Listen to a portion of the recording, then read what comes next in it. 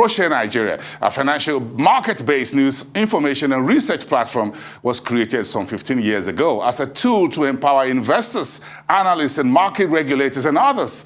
Now, heading towards its 28th year of operation, Proshare has announced a switch to a new corporate identity and a new home. These are a part of what Proshare called a phased transition. Olufemi Awoyemi is the founder and the board of directors of Proshare Nigeria, and he joins me now on the show for a chat to what I call the new horizon. It's good to have you on the show this evening with me. Femi, thank you so much. Thank you very much. It's the first time in the new year here in the studios. Thank you very much. Great. It's been an exciting 15 years, an eventful one for you, I know. So tell me about what the initial concept was, the brand for the Nigerian investment market, how you came up with the whole Proshare Nigeria. Well, Proshare came at a time when the market was in a flux and it was just about breaking out. It was sometime around December 2006, just about when we had some decision making in terms of regulations and banking consolidation. And one of the concerns, not just myself, and it's strange, I think this is just about a celebration with myself and yourself, is that most people often think that this was a unique Femi Awoyemi idea. No, it wasn't that unique. It was myself, someone like yourself, and there were quite a number of individuals in the system who also felt and said, look, we cannot build an ecosystem whereby we cannot achieve credibility and reliability. We need somebody to be able to say, this is where the right thing is. And the lot fell upon me to be the leader of that group. And that is how we came about. So the whole purpose was simple, to create a critical bridge between the markets, investors, and regulators in such a way that there must be some way in which we can hold people accountable in a very collaborative manner. The initial time was tough because we didn't have all the data that we have today. We had to almost crawl our way to create data, to have semblance of sanity. And so there was some few ruffling of feathers, like what it calls. Now, today you call it disruption. Then it was war. But jokes apart, it was more or less like, if Nigeria was going to play its role in the scheme of things, we needed a vibrant capital market. One, we needed an access where people can create legitimate wealth. And secondly, we needed a place where capital formation can take place in such a way that they can rely on some truth and information. And that was the remit, and the vision still stays the same. It's just that over the years, we realized that we needed to transit every now and then. You think you've been very impactful? When you look at the last 15 years, Proshare Nigeria came just as we're really even done with the banking sector consolidation. Then insurance came, then the market meltdown in 2008. Then the whole, another round of banking consolidation, in a manner of speaking, came in 2009, 2010. And you were able, with Proshare, to wade through that. Today, you're talking about credibility, reliability. Timeliness. Yes, timeliness. You think all that's been achieved? I think the challenge about impact is a question for historians to judge. For me, it's about measurable milestones. So what are the key milestones? So the Nigerian Stock Exchange moved from where it was to something much more better. Today, the Nigerian Stock Exchange is a far much more better institution than where we met it. The SEC, not so much at this time. In terms of the stock exchange, we envisage a securities professional service organization, not a stockbroking firm. We see that the transition is currently ongoing.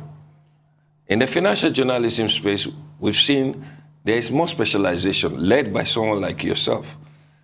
Maybe what we haven't done is a bit more in terms of the collaboration, which is what led to most of the changes you've seen over the years. And as such, Proshare has gone through 12 iterations in the 15 years it's been existing. Because every other thing had to just die to recreate a new thing. One thing I've seen over the last 15 years as well was the leverage of technology. It's not only you as a service provider, but I've also seen a lot of market institutions becoming a whole much more tech-based. I don't think that is something that should surprise anyone. And one of the few things that should surprise us is that at Proshare, we do not benchmark ourselves with the local environment. We benchmark ourselves with the best practice. In fact, the best practice itself has gone through so many iterations itself. And as such, what we are finding is that what we've learned is that what we've learned, the most significant thing, and I must say, is the difference between adaptation and adoption.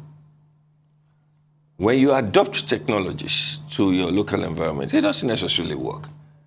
What you then need is to understand what are the things that are working in your local environment.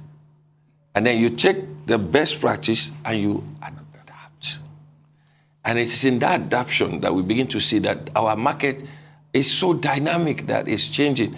In spite of the negative things in there, you see, I make bold to say, for everybody who tries to create a trading platform, it hasn't worked out effectively as we designed it. You cannot build a capital market where you do not have a retail market. And so if you look at the dynamics of the markets, if you take a look at 15 years ago, the most dominant was the stock exchange. If you look at it today, and almost 5 years back again, is the FMDQ. It's the debt market. Because that's how it should be. That's what the Nigerian market requires. Yeah, so in terms of how you're transforming. Proshare is just clocking about 15 years and you think you're transforming into simply Proshare. What are you aiming at? Okay, so what we learned is that to start a new service would have been easier. It would have been easier because what you therefore need right now are things like machine learning and artificial intelligence.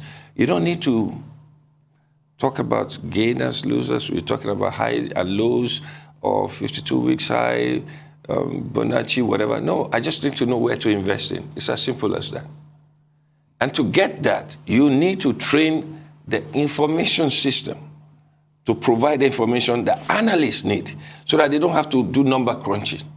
You have to provide the information that investors need so they can ask simple questions that, where I have 1 million, what do I do with it? Of all the plethora of investments available to me, where do I? And by the way, that's the only reason why people have the trust deficit in the market, that they can do a Ponzi scheme rather than invest in the former market. And so to understand that is that it were easier. We started this thing as far back as 2018. By 2020, we had to collapse it and start all over again. So we understand that we then need to train the system to begin to understand all the information that is useful for it to help it to make intelligent decisions. But then we have 15 years of data, of resources, of information, of analysis that we need to leverage upon. I don't want to call that a terminal, but that's what you have. Tell me about the distinguishing features of the new Proshare digital home offering. What is it? What distinguishes it? What value is it bringing to subscribers and other users? Okay, so you know that I'm not one for marketing, right? So, but I'll just say two things. One of the things is that we're going to have to go towards a subscription model. At some stage in the history of this country, we have to understand that quality information costs money. The original model requires for us to rely on advertising. If I do rely on advertising, we cannot therefore continue to be as independent as we so choose. And we do understand that it may be a difficult challenge for us, but again, this is what we've always done all our lives. We've learned to live within our means and do the things that will change the market.